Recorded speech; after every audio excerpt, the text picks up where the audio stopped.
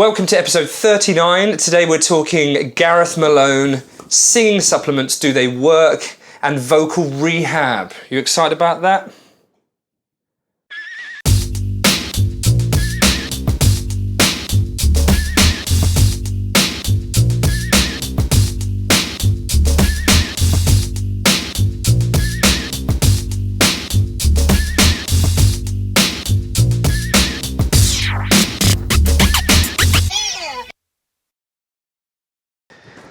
Alright then, the episode 39, the next one is 40. Yeah.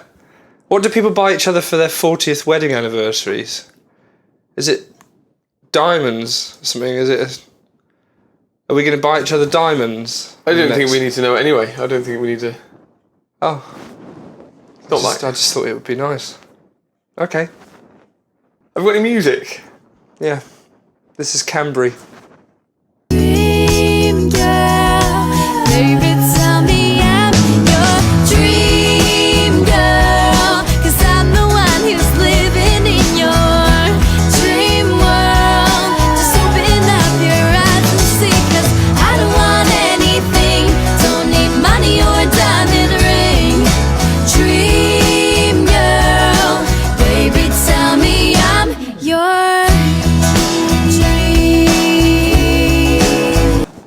Cambree Lovesy, all the way from Canada.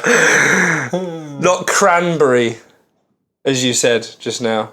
That's going to be edited out. Is it going? Yeah, but now you've stuck it back in. Okay. So, I said cranberry. Anyway, Cambree Lovesy. Canadian? Yeah. There, she's running off there. All in denim, I think. Is she? Yeah. That's a Canadian tuxedo, apparently. Did you know Oh, that? wow. Where did that mind Do you know, what does that say about Canadians? What does it say about your mind? How quickly that skips from one thing to... Apparently you've got to be quite confident to wear double denim, so it's a compliment, guys, if anything. So, where's she come from? I'm reeling. From what's that? I don't know what happened. I don't know what just... She's Canadian. She's from our friend Darcy. Yes. Darcy Dutch. Don't ask us to spell that because I always get it wrong. So do I. I have to look every time. Every time.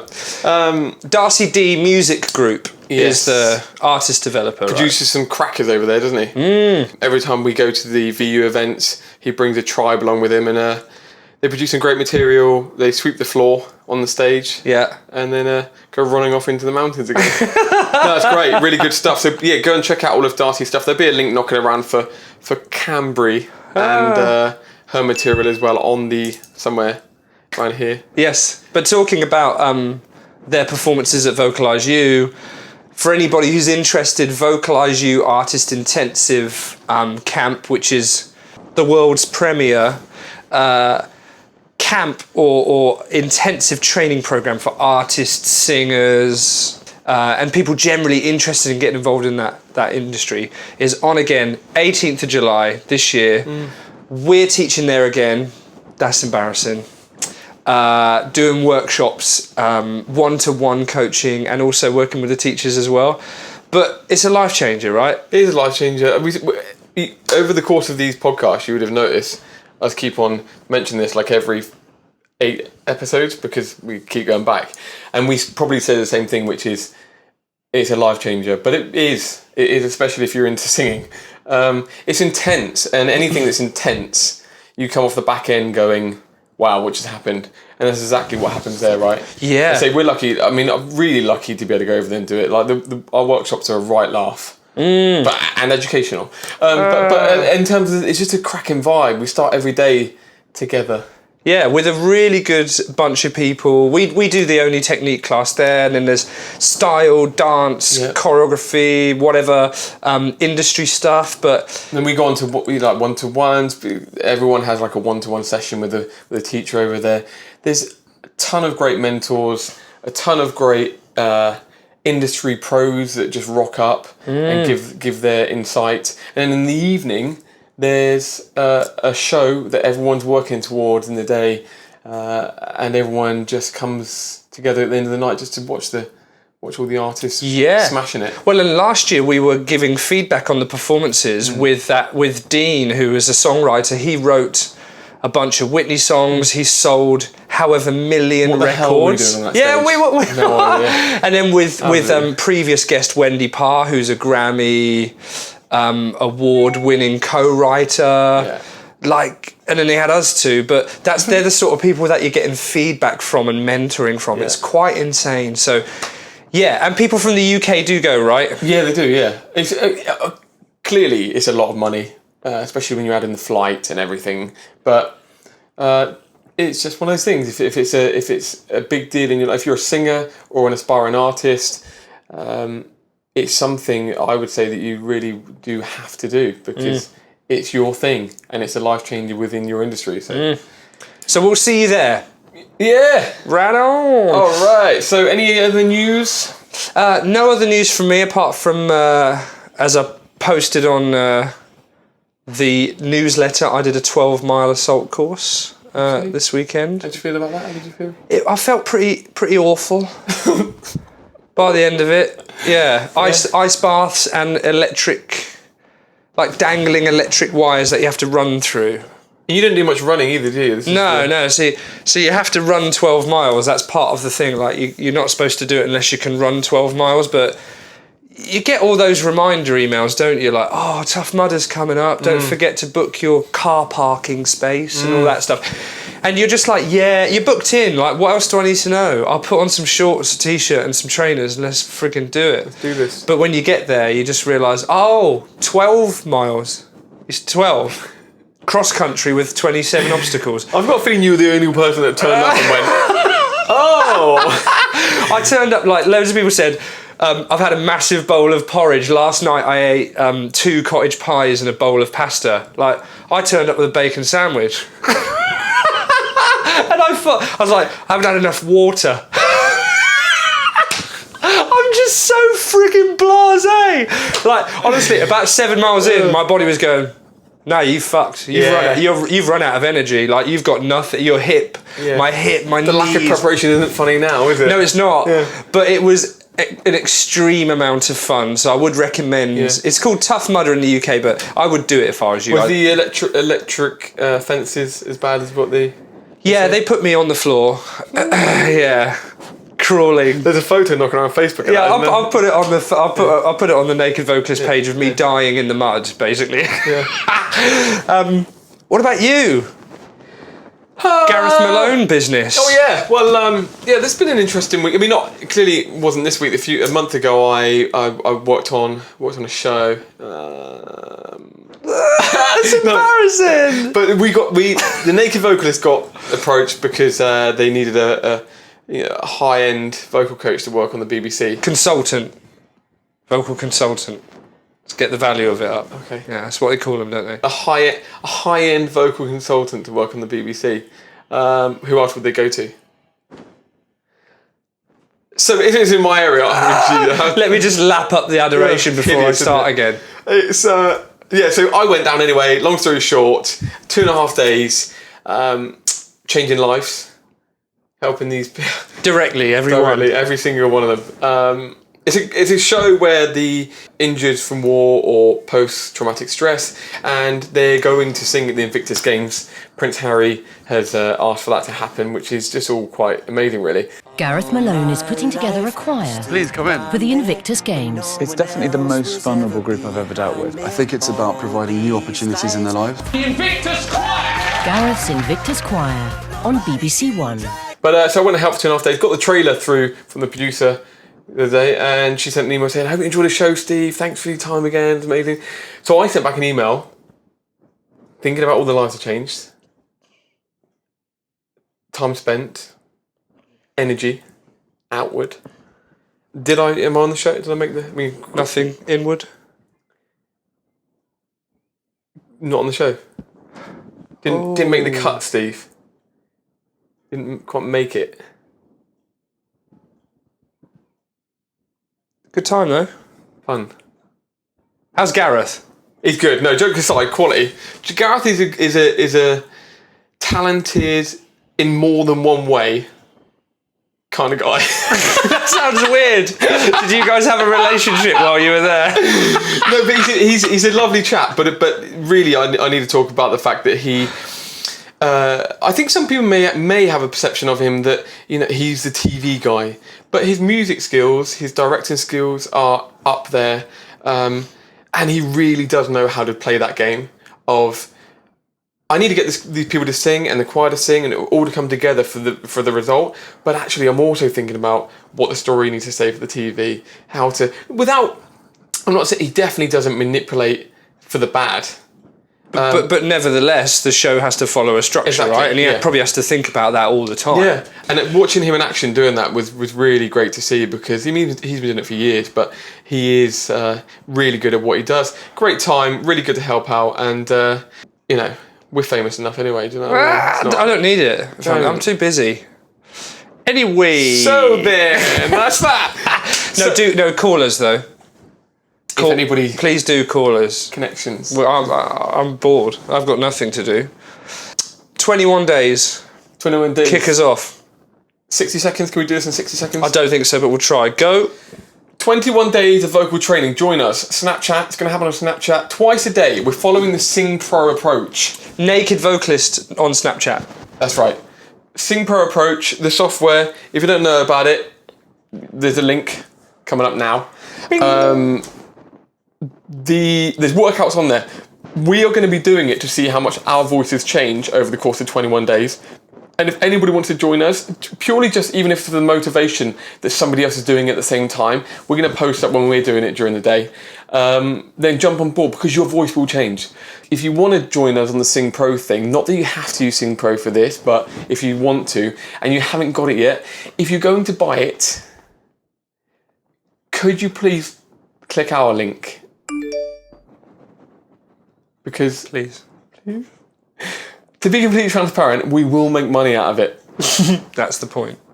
But look, Just joking. You're going to buy it anyway. if you are going to buy it, Why don't you support us that is very passive aggressive. and our families? No, we don't have families, do we? Any dependents. We don't need the money.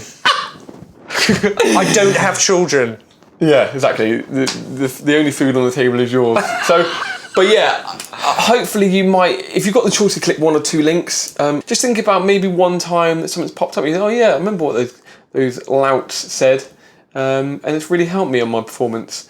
For that alone, a little click on our link. But even if you don't want to use Sing Pro, jump on Snapchat, come on over and enjoy the next 21 days of changing your voice. Please, yeah, follow our Facebook page for that, for greater details into what that practice means. But that'd be really fun. Yeah, let's answer some questions.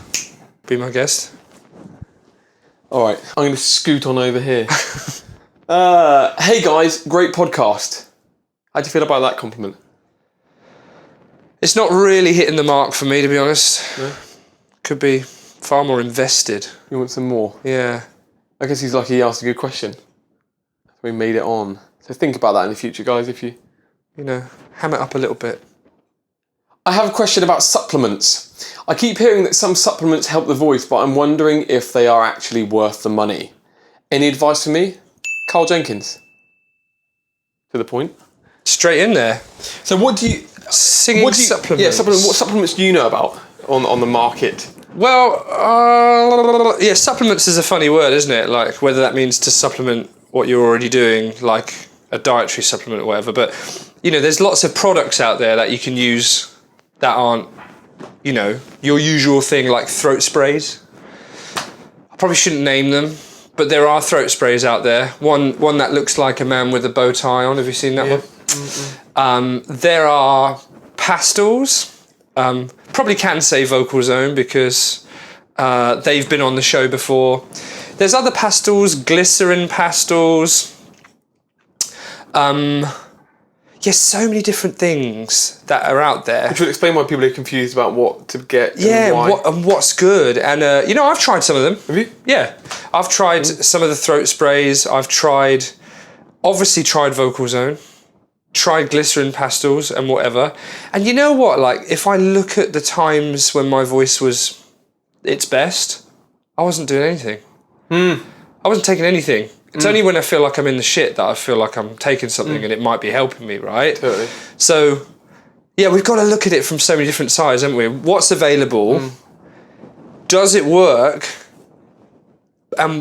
Is it just designed to cover up the fact that I've got a much deeper problem? You know what I mean? Yeah, and I think also looking at all supplementation in the pharmaceutical world, I mean, we're going to go there. But just in terms of why these products are available anyway, and I think in this world that we live in... You're going to put some music on the old... Yeah, I think there needs to be a bed on that one. Good idea. Yeah. In this world that we live in, you know, I feel that the reasons for why we do things and the purpose behind what we do... The voice. I feel like I'm in a Heal the World video or something. It sounded a bit like that. I use the... no, but truthfully, let's stop that right there. Truthfully, if you think about it, if the motive is financial gain, which for the most part it is in the pharmaceutical world, sorry, but it is, right, then should we really be investing our thoughts and energy into which one shall I buy, which one shall I, you know? Because let's face it, there are ingredients within all of these products that may or may not have been studied to help with certain things related to singing. That's how they get away with producing them. I say get away with it. Some of them may help, right? But the point is, like licorice root might soothe the throat a little bit. So if I put 0.4% of that product in my product that's 90% water, and then I do a study, 20 subjects, and they improved, then that passes the test. And that's very simplified, and I could get shot down, but it makes sense to me. So then spending £20, paying £20 for something like that, you kind of think to yourself, okay, is this really for the good, you know? And is it just so you can put licorice root on the bottle, but let's face it, 0.4%, however many milligrams or whatever of that active ingredient, does that make a difference or not? You know, like it was often said about vocal zones that they contain menthol, and menthol dries mucous membranes. And lots of people will be like, oh, but it has menthol in it. And it's like, yeah, okay. So there are studies to say that menthol affects mucous membranes. Yeah. But also if you bathe it in it, in pure menthol, you need a lot. And apparently the level of menthol in vocal zones is thousands of times away from the harmful level for mucosal membrane anyway. Right. So again, it's on the box. That study was like 1920 or something as well, wasn't it? Yes. Yeah, so it's, I'm sure things have advanced a little bit by now. And equally, the active ingredient in vocal zone, the myrrh. By the way, this isn't a vocal zone sales show, but apparently has been studied. I think George mentioned there's some backing behind the fact that it counters the drying effect of menthol on the mucous membrane. Yes, so, and you know from personal experience of some of the pastels, you know, like when you don't have time to drink water on stage, vocal zones kind of give your throat the impression that it's remaining hydrated. So you don't have to run off and sip water all the time because you can't when you're on stage, you know. So if it makes you feel better, that's the point. If it makes you feel good or better, or like your voice is in a better place, take it. even if it's placebo. Yeah, exactly. Because there are whether it's there's like three. I mean, I just compartmentalize them because that's the way my mind works. Into like three main areas, which is the demulcents. Like the reason why honey pops up all the time is in that licorice root. Slippery elm bark you see in a lot of these products as well. Yeah. They have a soothing effect on the pharynx and the tissues within the vocal tract. So it could be what you were talking about there on stage. You feel a bit more lubricated, which will have a positive, maybe just psychological effect. And then you've got the oils, arnica oil, eucalyptus. They've all been said to have anti-inflammatory properties, which, face it, like that's one thing we mainly deal with as singers is inflammation from overuse or viruses, bacteria. And then lastly, it's the herbs, spices, but turmeric, cayenne, ginger, anti-inflammatory. All those things are put into a little pot and then sold as a product, even the smallest of percentages of each of those ingredients. It may work, it may not, but truly though, with all that said, and all those ingredients are around to or used to reduce inflammation. That's why they're in these products. That's why they're said to be in these products. I just think, and we think, I know we have a lot of conversations about this, about going at it the other way. And maybe as singers, and this is powerful, maybe we should have some powerful music for this bit. As singers, we should spend less time thinking about which throat spray should I use. If it works, go for it. But focus more of our attention on not becoming inflamed in the first place. Yes, right. You know, and I've been going out my mind about this stuff over the past years. Because you see it, and I'm sure you will definitely see it. I don't even have to ask you that. Singers coming in, especially as you get older, you don't regenerate as quick as you used to. You've had a lot more years worth of stresses. And funnily enough, the voice is, today I feel a bit puffy. I feel a bit swollen. You can hear it. I can't do what I normally do. So it's debilitating. And that is belief, some backing, down to this chronic stress that we all live with. And then we try and take some or eat some licorice to try and reduce that, when if we could in some way, look, I don't think we're ever going to be able to get it all the way down when we're 29, 30, 35, 40 years old. I think, we're stuffed. We're in a constant battle because of the world we live in as well, right? Yeah. So and I just feel if there's anything we can do, so I think we'll throw out a few things in a second, but I want to give some back into that. There's a study. I'm going to read this whole thing just to give some kind of context to this. There was a study in 2011, and it was led by Sheldon Cohen from Carnegie Mellon University. And some points from this are: inflammation is partly regulated by the hormone cortisol, and when cortisol is not allowed to serve this function, inflammation can get out of control. So, cortisol, stress hormone, is designed to regulate... Nobody designed it. Yeah. Maybe. We don't know that. Is there to regulate inflammation. Yeah. So to keep it at the right level. And if it's kicking off, then it will do its best to reduce it. Right. Which is why synthetic steroid, because cortisol is a steroid hormone. Yep. Synthetic are made for the same job, Beckinase sprays and all that kind of stuff. And then he goes on to say, Cohen argued that prolonged stress alters the effectiveness of cortisol, the thing to reduce or regulate inflammation, because it decreases tissue sensitivity to the hormone.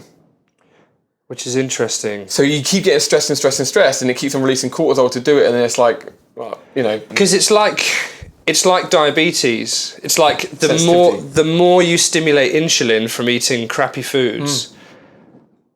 When there's so much insulin circulating all the time, the cells that normally respond to that insulin and to take in the energy just they get so overwhelmed with insulin that they actually stop responding to it. That's it, right? Yeah. And that's the same with cortisol. Apparently so, yeah.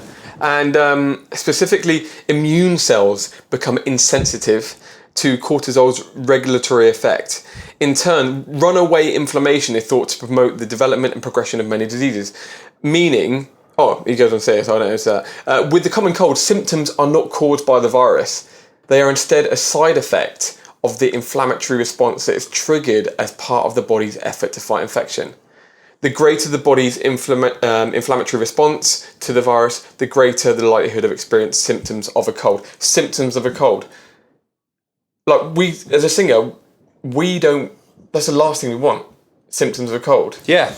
But what this is saying, and what I've been looking into for way too long, is that this chronic stress actually just produces the effects of a cold, meaning swelling, then mucus because of the swelling, ongoing.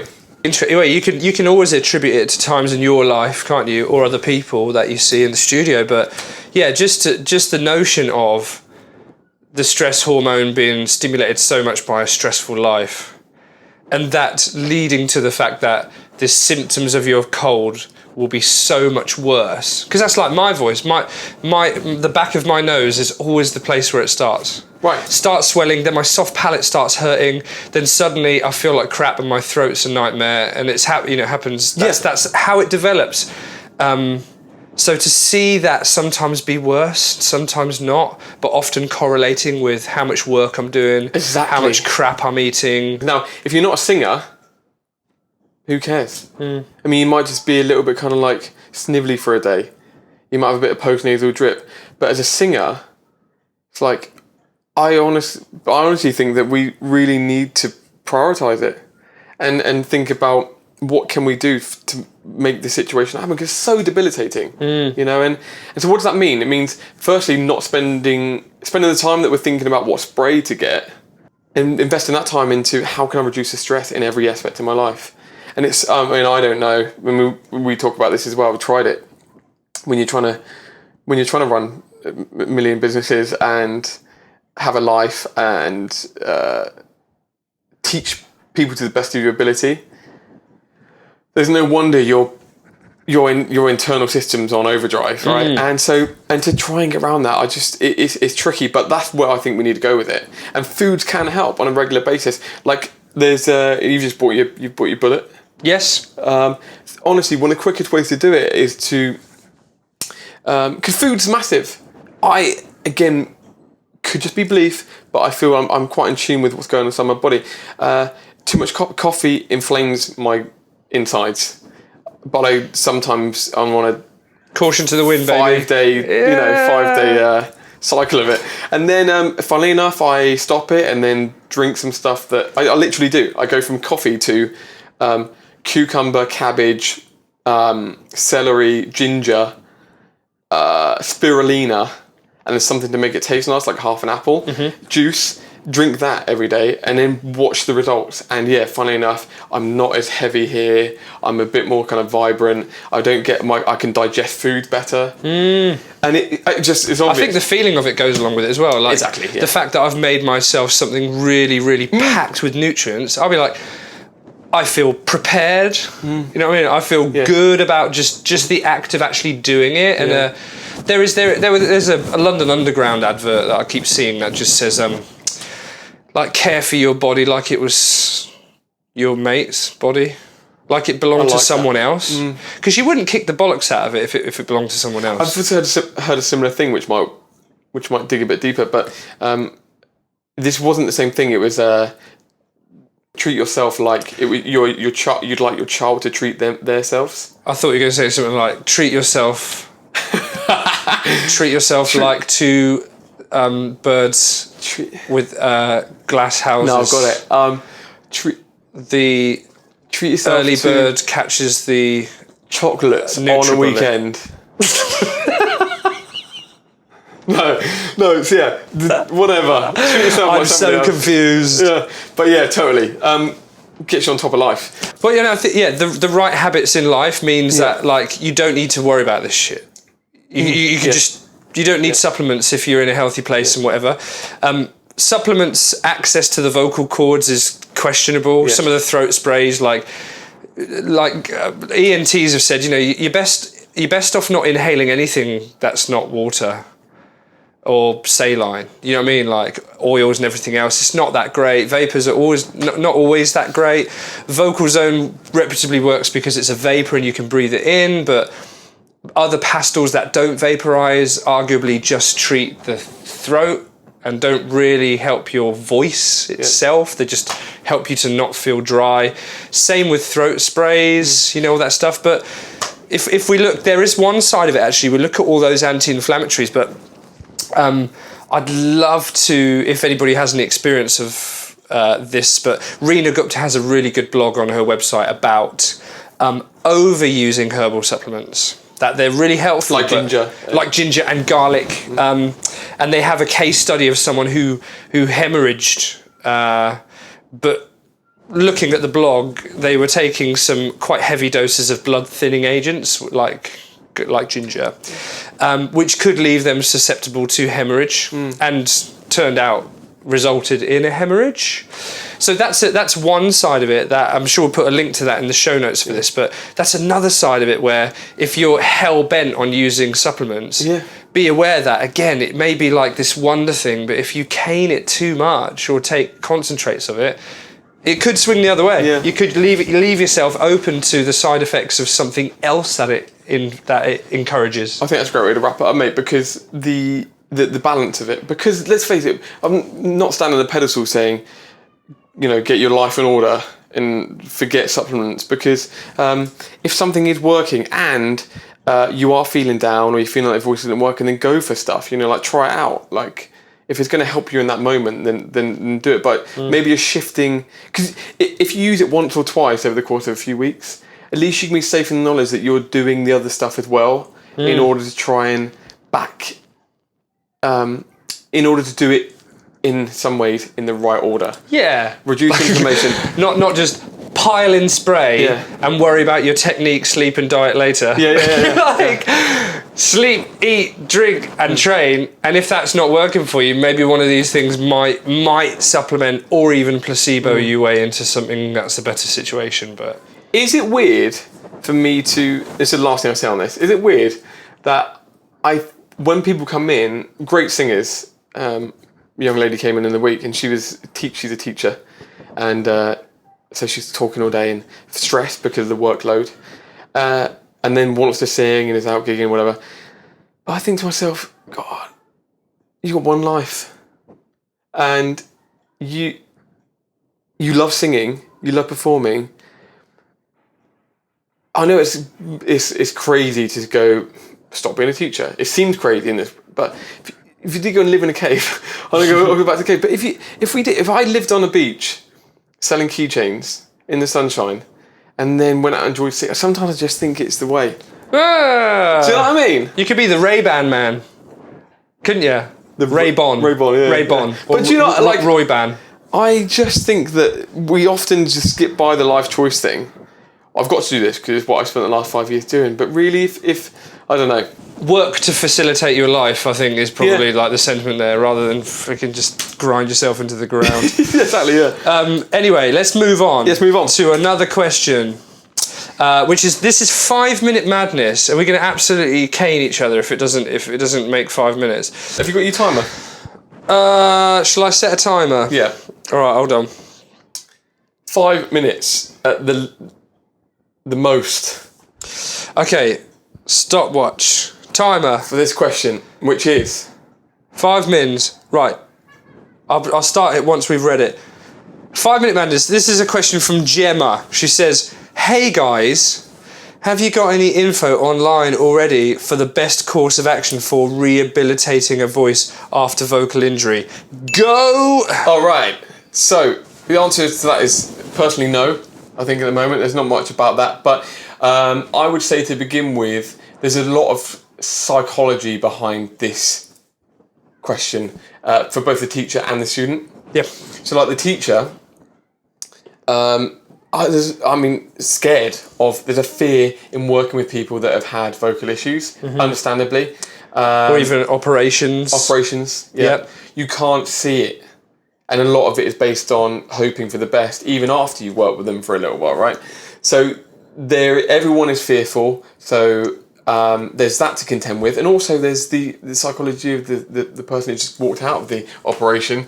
As we know, like some people are on the, I'm going to get back in there, and oftentimes we're going too hard and do what they did, just continue doing what they were doing before.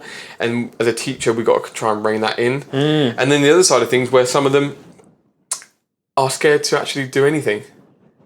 And when we understand that this rehab is a long journey of regular, consistent training, controlled training, then both of those camps may struggle with that uptake. Yeah. Right. Look at the recovery time for some of these things. In terms of the compliance of the singer, as in their willingness to do what's required, is going to be really difficult as a teacher to keep them on track, and as a singer to keep yourself from straying. from what's best for you, because if you've got you're recovering from nodules and you're not going to get them operated on, which is like most, you're looking at 6 to 12 months of being really good. You know, probably not even going out to the pub, like to noisy environments. You've got to be really good. Yeah. On the other side of things, if it's an operation, you know, you've got a different recovery time, quicker, but operations are more risky, so you'd rather not for fear of permanent damage.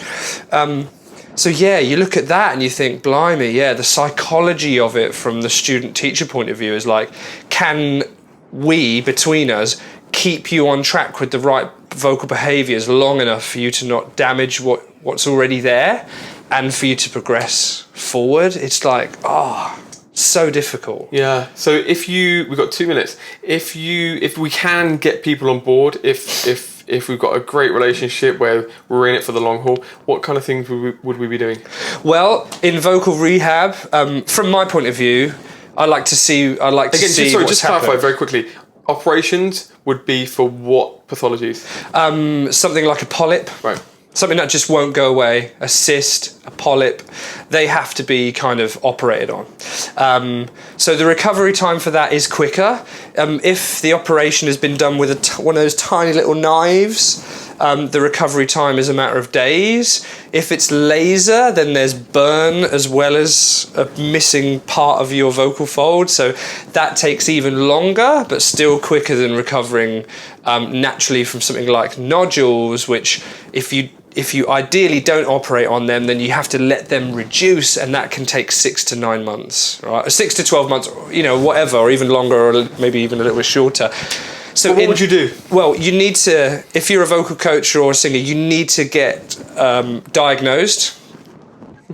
What have you got? You know, what situation are you at right there? Then you have to, as the vocal coach, you have to tread cautiously if you know there's something there, right? So if there's nodules there, you have to encourage the right behaviours. The straw exercises or tube exercises are a great way of introducing the concept of exercising the voice without heavy impact to the vocal folds, until there comes a time when you know from that singer's updated view of the vocal folds that whatever recovering pathology is there is recovering or reducing or moving in the right direction. Then you may be able to open out into different sounds, but for now the occluded exercises are great, low volume, low impact, and addressing that singer's vocal hygiene practices, i.e. speaking voice patterns, speaking voice use and vocal load in general, reflux issues, allergy issues, and general lifestyle issues. But when I work with clients with nodules, you know, we do work on straw for a while. The lessons are short and the practice regime isn't damn you! The practice regime isn't intensive, but they do have to comply. And I've got 2 clients I can think of in the past where one was brilliant for 6 months and reaped the rewards. The other one didn't really observe the advice and is still banging their head about their vocal issues, you know? And it's like, it is obvious why. It is obvious why. And that comes down to compliance. Yeah. How willing is the client to do all of these extremely boring, narrow exercises in order to ultimately change your behaviour and recover quickest. So address the psychological issues from start, from ground up, then address the overall health issues, vocal health issues, or lifestyle. Yep. Then consider as a teacher that you're going to have a very limited set of tools to use, and that's okay. Yep. Over a long time. And then the tools themselves, you're looking at occlusions, and although there's no clear line of, okay, now I can move from a straw into without a straw, now I can move on to an open sound, occluded open sound, you know, like using a consonant like a G or whatever. Yeah, like, mum or whatever. There's no real guideline for that. Again, as you say, taking it steady, and then in short, it's having the fingers crossed that the reassessment is going to be a good one. Yeah, because then you don't. If you know if their voice is shot, but you know the view of the vocal folds is clean as a whistle, then it's technical. You just need to get in there and do what you normally do, right? But you need a team of people around you if you're going to be a rehabilitator. Yeah. You need your ENT or laryngologist preferably. You need possibly your vocal masseur or osteopath and your speech language therapist, who can all feed into this process to change muscular behaviours, speech behaviours, be able to diagnose, and then for you to deal with the singing, it takes a lot. Psychology. And the psychology. Counsellor. It's heavy, Gemma. So what a brilliant question, though. That was through on Snapchat, that one. I've got a few on Snapchat recently, so if you're on there, just send them over. Can they get answered? You know, in 8 minutes.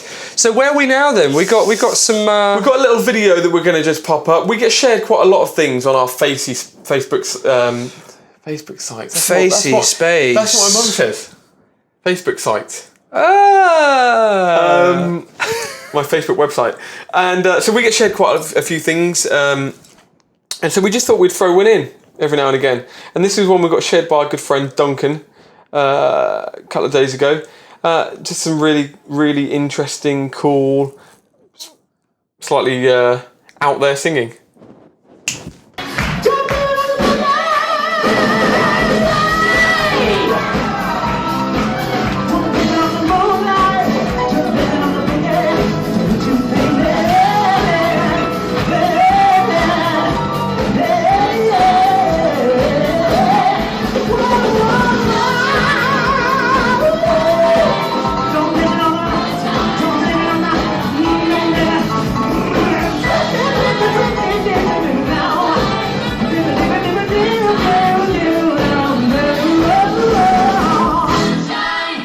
What do you think? I am caught between, it's kind of amazing, great talent, great skills, to it's slightly self-indulgent. Yeah, of course. Right? Yeah, I went to a workshop the other day, right? This guy, he was teaching guitar, really great.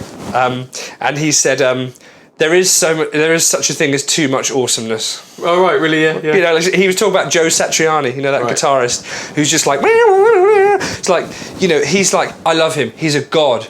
I can listen to him for about 3 minutes. That's like jazz for me. Absolutely love it, but blimey, give it 6 songs, I'm jazzed out. Jazzed out. And I know what you mean. His talent is unquestionable. But I know what you mean. It's like anything. It borders self-indulgency. It's like chocolate. But his vocal tone reminds me of one of my favourite ever singers, Terence Trent D'Arby. Yeah. Oh, and Terence Trent D'Arby has a very special place in my youth. I love him. So that's why when I first started listening to him, I was like, yeah, here we go. I like this guy. Yeah, he's great. He's great. And who are we to judge anyway? You know, just taste, just opinion, personal. That's that for today. Who knows how long it's going to be? Until the next one. No. Approximately 2 weeks. To be honest, we probably know that.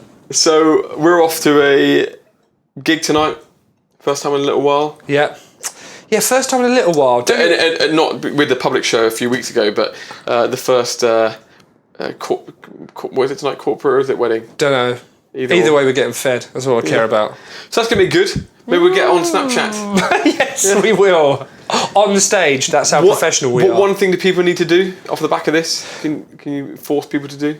Please go to our website, thenakedvocalist.com, and join our newsletter. We're bashing out stuff, really useful stuff all the time. And? Self-reviewed. 21 days, 21 seconds to go. I've got 21 seconds. 21 days of practice, okay? Go and see the show notes. It's thenakedvocalist.com/podcast/39, the number 39. We look forward to seeing you in a couple. Take it easy.